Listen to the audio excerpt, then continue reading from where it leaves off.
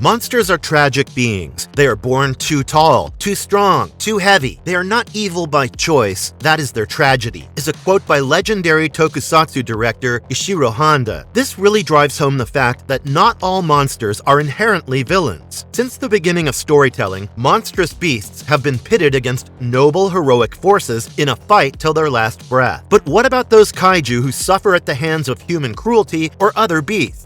In this marvelous video, let's count down 12 monster movies where the monsters are the benevolent main characters. But before we go into our explanation, we have a very small request. If you like our content, please support us by subscribing to our channel. This is a small click for you, but for us, it means a lot. Thank you. Let's begin.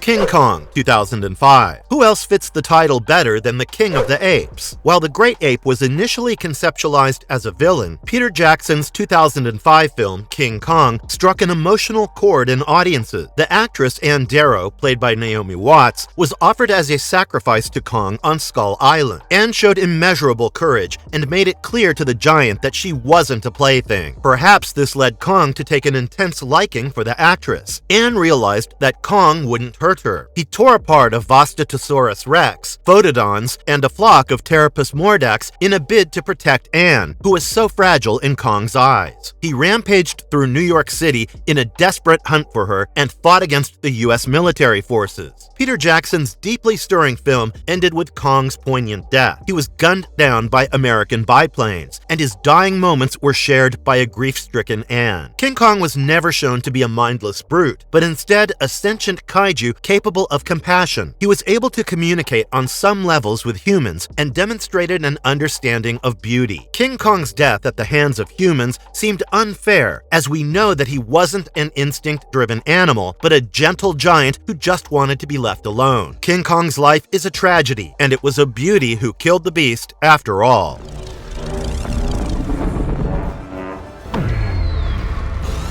Godzilla, King of the Monsters, 2019. The King of the Monsters was introduced as a vicious beast who held malicious intent towards humanity since his creation in 1954. Godzilla has undergone remarkable character development as his franchise aged. From villain to anti-hero, as pitted against other monstrous beings, he is the lesser of two evils. In movies like 2019's Godzilla, King of the Monsters, the kaiju was our savior. As opposed to being adversaries, humans and kaiju had learned how to coexist on Earth. In the death song of Three Storms, Ghidorah was encased in ice. The menacing dragon was awakened from his slumber to wreak havoc on Earth. It was up to Godzilla to save his Earth, and, through extension, humanity. The titanous battle of the kaiju laid waste throughout San Francisco, but the threat was killed. The question still remained: was Godzilla really protecting humans? We consider that the King of the Monsters has always prevented Earth, his territory, from being annihilated. The film portrays the fear of human civilization being on the brink of death. The monsters are shown to be manifestations of humanity's greatest griefs. The colossal king of the kaiju stepped in to restore the natural balance of the world, as he always does. But remember, Godzilla was created as a metaphor for nuclear weapons, meaning the destruction humans are capable of. Godzilla never trusted humanity,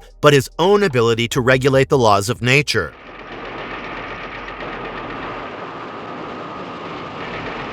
Mothra, 1961. Mothra is known to be a benevolent goddess of nature. Since Mothra's first appearance in her 1961 standalone film, the goddess has always shown up as an ally to humanity. The film followed the story of Mothra's leading priestesses named the Shobijin, who were abducted by a greedy business tycoon for the purpose of being exploited. Mothra was portrayed as a protective motherly force who would go to the ends of the earth to keep her apostles from harm. The 1992 film, Godzilla vs. Mothra, gave us the first glimpse of Batra, the evil divine counterpart of Mothra. But the two kaijus ended up joining forces to defeat Godzilla. Mothra was never the villain, even in her fight with Godzilla. Mothra was the character the audiences rooted for against the Big G. Along with being the Queen of Infant Island, Mothra has also been titled Queen of the Monsters, a force not to be reckoned with, but one that was born virtuous by nature. Even while protecting her people, Mothra was never competitive. destructive. The destruction that followed was a result of her godly powers against man-made constructs. In appearance, Goddess Mothra is a fuzzy moth with magnificent wings of vibrant colors. She was never created to invoke fear, but awe. She's an endearing kaiju who never harbored vengeful thoughts about humanity despite our destructive nature. Mothra was also known to be not as powerful as the other kaijus, but she had repeatedly sacrificed herself for the greater good. The goddess's selfless courage made her a timeless hero.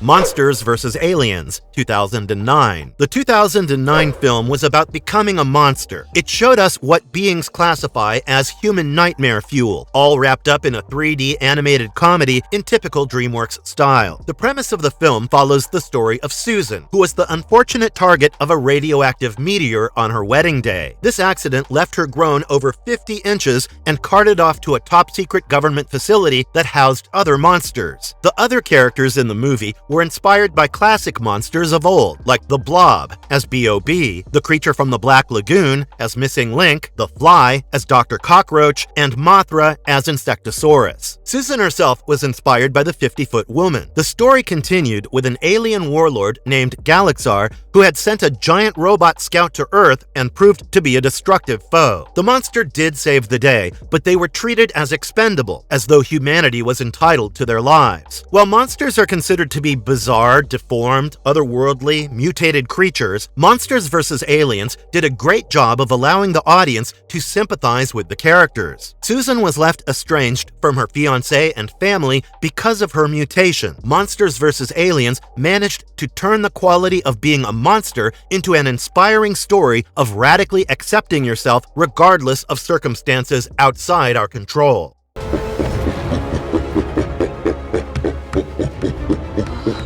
Rampage, 2018. The 2018 action-packed film starring Dwayne "The Rock" Johnson was loosely based on the popular arcade game of the 90s, Rampage. A freak accident aboard the satellite Athena 1 resulted in 3 canisters of deadly mutation gas plummeting towards Earth. Meanwhile, at the San Diego Wildlife Preserve, we saw primatologist Davis Okoye and his beautiful friendship with the albino gorilla named George. Davis had rescued George from poachers when he was just an infant. Eventually, the 3 canisters crashed on Earth, after which George, a pack of wolves in Wyoming, and a crocodile in Florida were dangerously exposed to the deadly gas. Davis found his ape friend, grown abnormally large in size overnight, but fought against all suggestions of euthanizing the gorilla. The alien gas brought unfavorable changes in George's behavior by screwing with his hormones. The albino ape grew angry and hostile, with all attempts to subdue him in vain. Gang after gang of mercenaries failed to overpower the wolf, Ralph, with mutated membrane wings, and the giant croc, Lizzie. George began his rampage through Chicago, but in the end, he stood by his human best friend and even protected him against the jaws of giant death, Lizzie. George was never the villain of the film. He was a result of humans meddling in genetic editing and pushing artificially created natural selection for what they called Project Rampage. Grace? Pete's Dragon, 2016. The 2016 live-action remake of the classic 1977 Disney musical is a story about childhood wonder and companionship. A young boy named Pete set out on a road trip with his parents. An unfortunate car crash claimed his parents' lives, but Pete survived and fled into the nearby forests, pursued by a pack of wild wolves. Pete encountered a tremendous green dragon with yellow eyes. Afraid at first, the youth realized that the dragon was not an enemy, and the two became fast friends. Pete lived with the dragon for 6 years and was affectionately named Elliot. All was seemingly well till a gang of lumberjacks wandered into the forest. For the first time in forever, Pete met children his own age who were the loggers' kids. He was taken back to town while a hunt began for the mystical dragon who lived in the dark woods. A distressed Elliot took to the skies in search of his best friend, but when the beast witnessed Pete among his own kind, he realized that is where the child belonged. Pete's Dragon is a heartwarming fairy tale-esque story where we see little Pete coping with his parents' death as he is supported by the most unlikely creature, Elliot the dragon. The only instances where Elliot is shown to be a fearsome monster are when he believes that Pete is threatened. Elliot, a behemoth beast, was a gentle and caring soul with a heart full of warm love. happened this morning. Colossal, 2016. The 2016 sci-fi film was directed by Nacho Vigalondo and starred Anne Hathaway as burnt-out alcoholic Gloria. The film begins with Gloria's boyfriend walking out on her due to her addiction issues, which prompted her to return to her hometown. She was offered a job at a bar by her childhood friend, Oscar, but this only exacerbated her alcoholism. Gloria drank herself silly and passed out in the playground, which she had often visited as a child. Meanwhile, a giant reptilian kaiju had cropped up in Seoul, Korea. The disoriented monster rampaged through the city with clumsy movements that eerily matched Gloria's. It is revealed that the moment she stepped into the playground's play area, the monster appeared in Korea, and it perfectly matched her movements. Similarly, Oscar's presence in the playground manifested a giant robot to appear as well. It turned out that the two friends were struck by lightning at the moment they held a toy robot and toy reptilian monster figurines in their hands. This resulted in the creation of their colossal counterparts. While Gloria apologized to the people of Seoul through her monster who caused destruction, Oscar continued wreaking havoc. In the end, Gloria's monster reigns supreme and ends the tyranny of Oscar's robot. Colossal is more than a giant monster sci-fi comedy. It's the dark truth about Gloria's addictions and her continued struggles against her inner demons. Gloria's monster was her addiction, massively magnified as it slowly destroyed an entire city, which meant it was time for change. It also spoke about toxic and complicated relationships, as seen in Oscar's aggressive robot, which showed us how miserable he really is.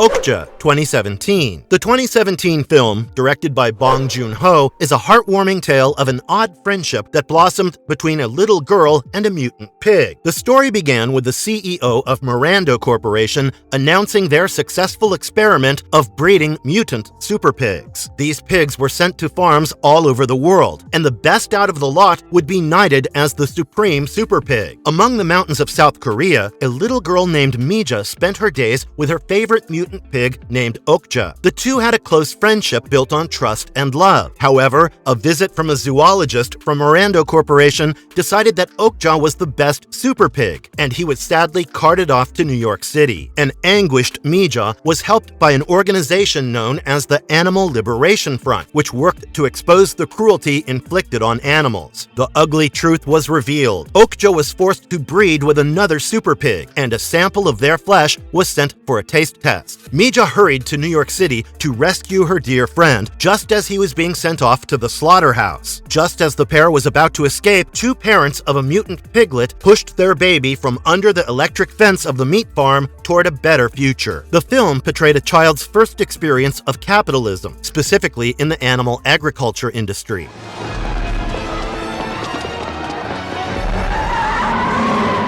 Gamra, Guardian of the Universe, 1995. The 1995 film, directed by Shusuke Kaneko, turned out to be a surprisingly well-received kaiju flick. The premise followed when a university professor was deemed missing on the island of Himagami while he was researching a new species of a large bird. Upon investigation, the island was found to be in ruins with a large pile of excrement that had the professor's glasses buried in it. The source of the destruction was massive bat-like creatures known as the Gao. The Gaos had begun wreaking havoc on civilization and made their way towards the nearest city. Meanwhile, in the center of a mysterious islet lay a stone tablet covered in indecipherable runes. As the runes were transcribed, a giant creature emerged from the ocean. This was Gamra, a giant flying turtle worshipped by the ancient Atlantean civilization of the area. Gamra was the guardian of these prehistoric people, especially against the malicious Gaos, who had developed a taste for human flesh. In the film, as the Gaos began attacking a Japanese village by the coast, Gamera swooped in and started blasting the beast with its fireballs. It's later revealed that the Gaos were also created by the ancient civilization, but they were unable to control the bloodthirsty beasts. Gamera was then created as the age-old protector of humanity. Gamera, the Guardian of the Universe, is a classic kaiju film that is jam-packed with monster battles and cheesy dialogue. Who would be considered as the good guy in a battle between Gamera and Godzilla?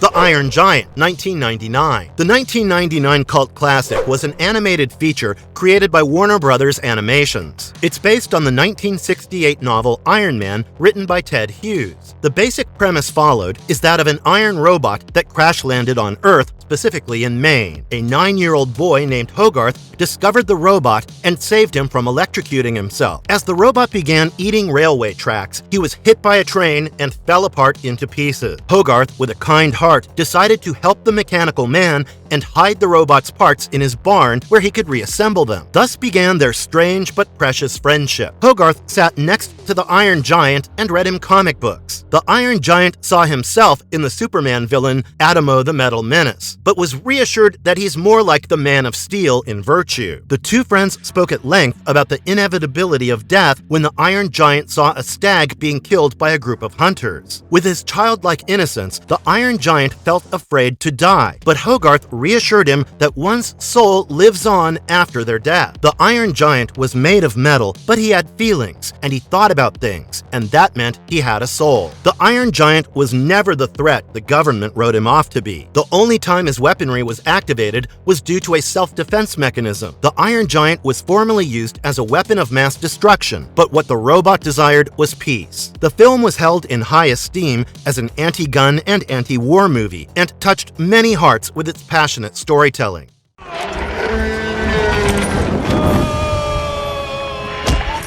Hellboy, 2004. The 2004 action-adventure flick, directed by Guillermo del Toro, was inspired by the Dark Horse Comics character series Hellboy. The child of demon Azazel and witch Sarah Hughes was summoned to Earth by the Nazis during World War II. Hellboy found himself all alone amongst humans who wished to use him as a weapon of war. After being rescued by the Allied forces, Hellboy began working for the Bureau for Paranormal Research and Defense to help fight off otherworldly threats like himself.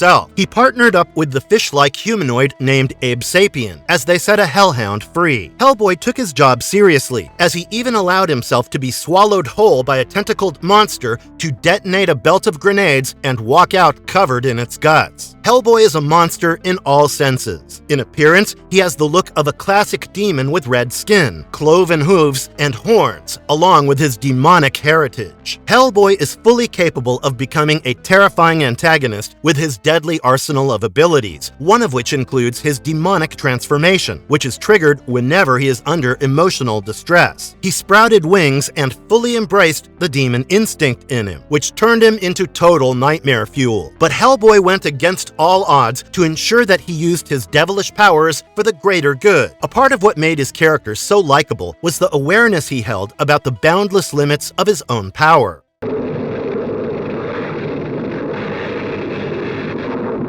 Frankenstein, 1931. Based on Mary Shelley's 19th century novel Frankenstein, the 1931 film instilled a sense of sympathy for the monster created yet again by the meddling of humans in matters beyond them. The scientist Frankenstein was obsessed with creating new life made from collected body parts from different sources. The brain used for the monster was that of a criminal. When Frankenstein's monster first came alive, he was akin to an innocent child being brought into this world. Frankenstein's monster wasn't inherently malicious, but being mistreated by those around him, including his own creator, led him to lash out. Sadly, he was a hideously ugly abomination against nature in a world that valued flawless beauty. Frankenstein is only a monster in terms of his grisly appearance and his abnormal method of creation, yet the ungodly beast still held the capacity for kindness when he received it. The real monster in the novel and movie is his creator. The deranged scientist not only pushed the accepted limits of human creation, but he was also obsessed with keeping his creation a secret filled with lies and selfishness, which isolated him from society. Eventually, he was consumed by hatred for his own creation, which led him to unkindly abuse the infantile monster whose nature of being was of no fault of his own.